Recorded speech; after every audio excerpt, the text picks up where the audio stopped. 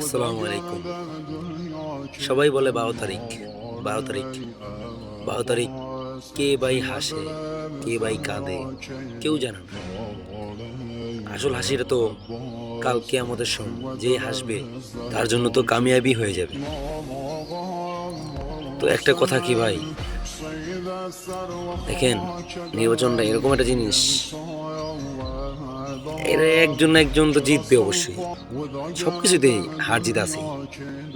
সবাই জিতবে এরকম না, সবাই হারবে এরকম না। একজন হারবে, একজন জিতবে, সেটাই। তো হার মেনে নিতে হবে।